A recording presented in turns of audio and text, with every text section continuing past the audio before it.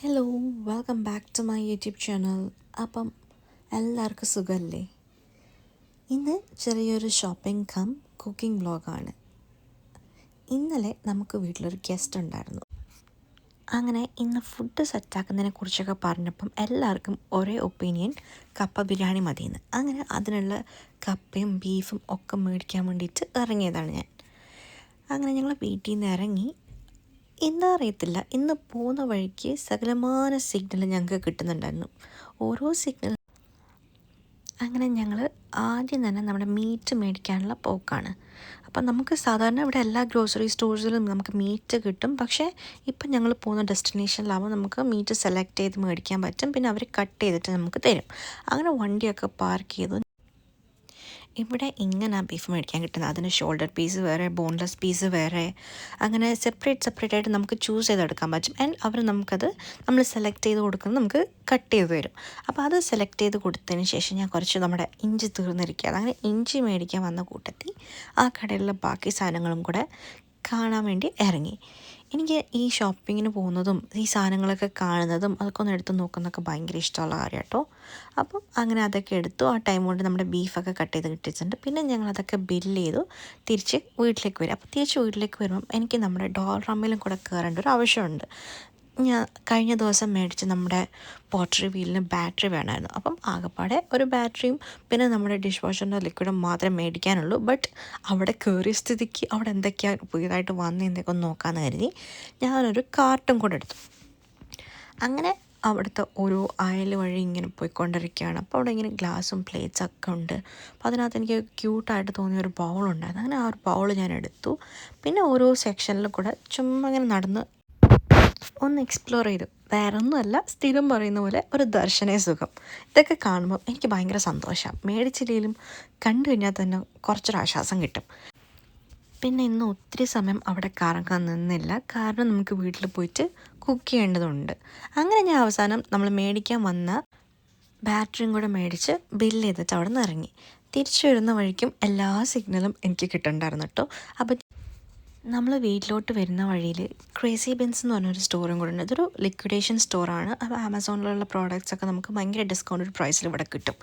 അപ്പോൾ ചുമ്മാ അവിടെയും കൂടെ ഒന്ന് കയറിയിട്ട് പോകുമെന്ന് വിചാരിച്ചു. അപ്പോൾ ഇവിടെ ഓരോ ഡേയിൽ ഓരോ പ്രൈസാണ്. അപ്പോൾ നമുക്ക് ചീപ്പായിട്ട് ഹൈ ക്വാളിറ്റി സാധനങ്ങൾ ഇവിടെ നമുക്ക് കിട്ടും.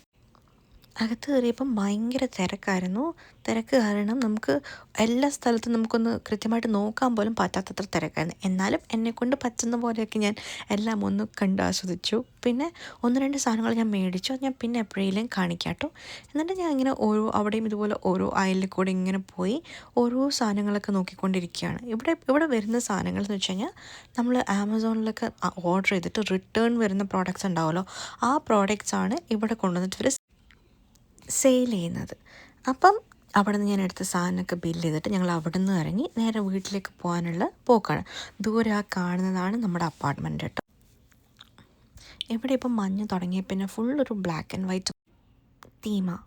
പിന്നെ ഞങ്ങൾ വീട്ടിൽ വന്നു. ബീഫൊക്കെ എടുത്ത് കഴുകി വൃത്തിയാക്കി ബീഫിനുള്ള വെള്ളമൊക്കെ തോരാൻ വേണ്ടി മാറ്റി വെച്ചിട്ടുണ്ട്. എന്തൊക്കെ പറഞ്ഞാലും നമ്മുടെ നാട്ടിലത്തെ ബീഫിൻ്റെ ടേസ്റ്റ് ഇവിടെ ഇല്ല കേട്ടോ. പിന്നെ ഞാൻ എന്താ ചെയ്തതെന്ന് വെച്ച് കഴിഞ്ഞാൽ ഈ നമ്മുടെ കറി വയ്ക്കാനുള്ള സ്പൈസസ് ഒന്ന് റോസ്റ്റ് ചെയ്തെടുക്കുകയാണ്. ഞാൻ ഇവിടെ എടുത്തേക്കുന്നത് 1 സ്പൂണ് മഞ്ഞൾപ്പൊടി, 2 സ്പൂണ് മുളക് പൊടി, പിന്നെ ഒരു 2.5 സ്പൂണ് മല്ലിപ്പൊടി, ഇത്രയും സാധനങ്ങളും പിന്നെ ഒരു 1.5 സ്പൂണ് കുരുമുളകും കൂടെ ഇട്ടിട്ട് നന്നായിട്ടൊന്ന് തീ കൂട്ടിയിട്ടൊന്ന് റോസ്റ്റ് ചെയ്തെടുത്തു. ഇത് നമ്മുടെ ബീഫിലോട്ട് ഇട്ടിട്ടൊന്ന് മസാല തേച്ചിട്ട് ഒരു 5-10 മിനിറ്റ് ഒന്ന് വെച്ചേക്കും. എന്നതിന് ശേഷമാണ് നമ്മളിതൊന്ന് വേവിക്കാൻ വെക്കുന്നത്. അപ്പോൾ ഇത് നന്നായിട്ട് റോസ്റ്റ് ആവുന്നുണ്ട്. അതിൻ്റെ കളറൊന്ന് മാറിയിട്ട് ബ്രൗൺ കളർ ആവുന്നത് വരെ നമ്മൾ നന്നായിട്ട് മിക്സ് ചെയ്ത് കൊടുക്കുക. തീ പ്രത്യേകം ശ്രദ്ധിക്കണം. തീ അധികം കൂട്ടിപ്പോയിട്ട് അത് കരിഞ്ഞു പോകാൻ പാടില്ല കേട്ടോ. എന്നതിന് ശേഷം നമ്മുടെ ബീഫിലേക്ക് ഈ റോസ്റ്റ് ചെയ്ത് വെച്ച പൗഡർ ഇട്ടിട്ട് നന്നായിട്ടൊന്ന് മിക്സ് ചെയ്യുക. പിന്നെ കൂട്ടത്തിൽ തന്നെ കുറച്ച് ഉപ്പും ചെറുനാരങ്ങ നീരും കറിവേപ്പിലയും പിന്നെ ജിഞ്ചർ ഗാർലിക് പേസ്റ്റും, ഇത്രയും സാധനങ്ങളും കൂടി ഇതിൻ്റെ കൂട്ടത്തിലേക്ക് ഇട്ടിട്ട് നന്നായിട്ടൊന്ന് മിക്സ് ചെയ്ത് ആ ബീഫിലേക്ക് ഇത് തിരുമ്മി പിടിപ്പിക്കുക. എന്നതിന് ശേഷം ഒരു 5-10 മിനിറ്റ് ഇത് മാറ്റി വെച്ചിട്ട് കുറച്ച് സമയം ഒന്ന് റെസ്റ്റ് ചെയ്യാൻ വയ്ക്കണം. ആൻഡ് എന്നിട്ട് ശേഷം ഇത് അടുപ്പിൽ വയ്ക്കും. നമ്മളിത് ഓൾറെഡി ഡ്രെയിൻ ചെയ്ത ബീഫ് ആയതുകൊണ്ട് ഇതിനകത്തേക്ക് വെള്ളത്തിൻ്റെ അംശം കുറച്ച് കുറവായിരിക്കും. അതുകൊണ്ട് ഞാൻ ഇതിനകത്തേക്ക് ഒരു 1/2 കപ്പ് ഓഫ് വാട്ടറും കൂടെ ആഡ് ചെയ്തിട്ടാണ് ഇത് വേവിക്കാൻ വയ്ക്കുന്നത്. ഇനി ബീഫ് വേവിക്കാൻ വെച്ചിട്ട് ഞാൻ നമ്മുടെ കപ്പ സെറ്റാക്കാൻ വേണ്ടിയിട്ട് പോയി.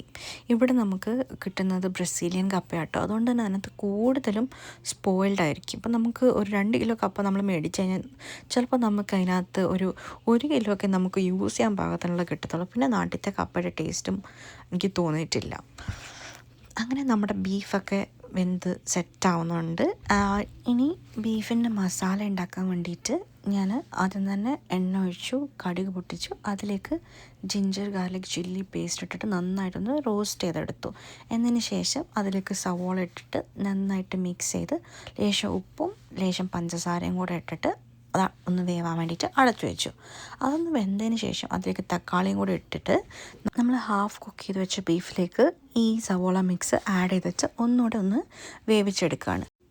ബീഫ് ഗ്രേവി സെറ്റാക്കിയതിന് ശേഷം നമ്മുടെ വേവിച്ച കപ്പയിലേക്ക് ഈ ബീഫ് കറി മിക്സും കൂടെ ആഡ് ചെയ്ത് ചെറുതായിട്ട് സവോള ഒന്ന് നെയ്ക്കകത്ത് റോസ്റ്റ് ചെയ്തിട്ട് അതും കൂടെ മിക്സ് ചെയ്ത് നമ്മുടെ കപ്പ ബിരിയാണി അങ്ങ് സെറ്റാക്കി. അപ്പോൾ സംഭവം നല്ല അടിപൊളിയായിരുന്നു കേട്ടോ.